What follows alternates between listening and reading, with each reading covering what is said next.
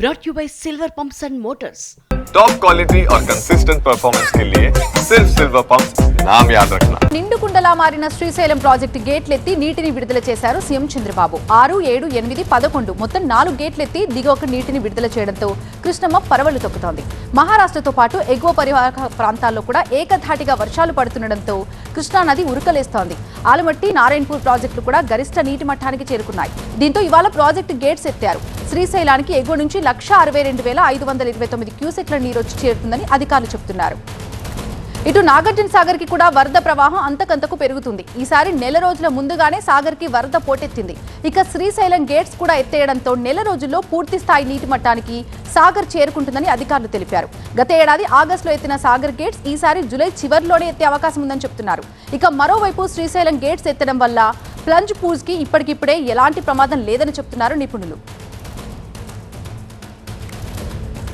పూర్తి అప్డేట్స్ మా ప్రతినిధి రేవణ్ అందిస్తారు. రేవణ్, ఇవాళ సీఎం చంద్రబాబు శ్రీశైలంలో పర్యటించారు. 6, 7, 8, 11 అంటే మొత్తం 4 గేట్లు ఎత్తారు. కృష్ణమ్మకి జలహారతి కూడా ఇచ్చారు. మరి ఇక సాగర్ ఎప్పుడు నిండే అవకాశాలు కనిపిస్తున్నాయి? అంటే ఈసారి ఎగువ కృష్ణా పరివాహక ప్రాంతంలో కురుస్తున్నటువంటి భారీ వర్షాలకు కృష్ణా బేసిన్లో ఉన్నటువంటి రిజర్వాయర్లన్నీ ఇప్పటికే నిండినటువంటి పరిస్థితి. దీంతో శ్రీశైలం ప్రాజెక్టు కూడా భారీగా వరద నీరు వచ్చి చేరుతుండడంతో ఈరోజు మధ్యాహ్నం AP CM Chandrababu Naidu 4 crust గేట్లను ఎత్తి దిగువకు నీటిని విడుదల చేశారు. 1,00,000కు పైగా వరద నీటిని నాగార్జున సాగర్కు వచ్చి చేరుతోంది. దాదాపు వారం రోజులుగా శ్రీశైలం ప్రాజెక్టు నుంచి విద్యుత్ ఉత్పత్తి కొనసాగుతుండడంతో దాదాపు 50,000 క్యూసెక్ల నీరు వరద నీరు నాగార్జున సాగర్కు వస్తుంది. గత వారం రోజులుగా భారీగా నీటి మట్టం అయితే నాగార్జున సాగర్లో పెరిగింది. ప్రస్తుతం అయితే 590 అడుగుల గరిష్ట నీటి స్థాయి మట్టం కలిగినటువంటి నాగార్జున సాగర్లో 532 అడుగులకైతే చేరుకుంది. దీంతో అంటే గత ఏడాది కూడా ఇదే సమయంలో అంటే నీరు వచ్చి చేరింది. గత ఏడాది ఆగస్టు 2వ తేదీన నాగార్జున సాగర్ ఆయకట్టుకు నీటిని విడుదల చేశారు.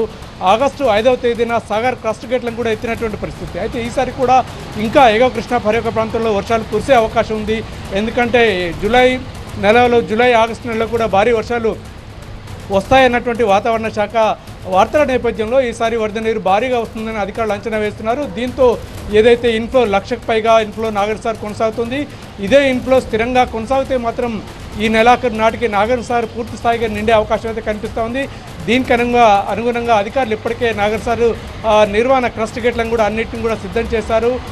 సాగర్ ఆయకట్టు కూడా నీటిని విడుదల చేసేందుకు కుడి ఎడమ కాలాలకు నీటిని విడుదల చేసేందుకు కూడా ఇటు 2 తెలుగు రాష్ట్రాల ప్రభుత్వాల అధికారులు కూడా సన్నాహాలు అయితే చేస్తున్నటువంటి పరిస్థితి కనిపిస్తుంది. మరోవైపు శ్రీశైలం ప్రాజెక్టు నుంచి అంటే ఈసారి త్వరగా నీటిని విడుదల కావడం, నాగార్జున సాగర్ కూడా భారీగా వరద నీరు వచ్చి చేరుతుండడంతో ఆయకట్టు రైతాంగం అయితే ఆశ అంటే చాలా సంతోషం కూడా వ్యక్తం చేస్తున్నటువంటి పరిస్థితి కనిపిస్తోంది. మరోవైపు ఏదైతే 2 తెలుగు రాష్ట్రాల మధ్య కొంత అంటే సమస్యగా మారినటువంటి శ్రీశైలం ప్రాజెక్టు ప్లంజ్ పూల్ సమస్య అయితే ఇంకా సమస్యగానే కొనసాగుతోంది. ఇది ఇప్పటికే దీనికి మరమ్మతులు చేయాలని చెప్పి తెలంగాణ ప్రభుత్వం ఇప్పటికే కేంద్ర జలశక్తి శాఖకు కూడా లేఖ రాసింది. దీనిపై ప్రభుత్వం కూడా ఫిర్యాదు చేసినటువంటి పరిస్థితి. ఈ నేపథ్యంలో వెంటనే ఏపీ ప్రభుత్వాన్ని మరమ్మతులు చేయించాలి, ఆదేశించాలని చెప్పి కేంద్ర ప్రభుత్వాన్ని కోరింది. మొత్తం మీద 2 తెలుగు రాష్ట్రాల రైతాంగం అయితే ప్రాజెక్టులు నిర్ణయం పట్ల చాలా సంతోషం అయితే వ్యక్తం చేస్తున్నటువంటి పరిస్థితి కనిపిస్తూ ఉంది. Thank you Revanth.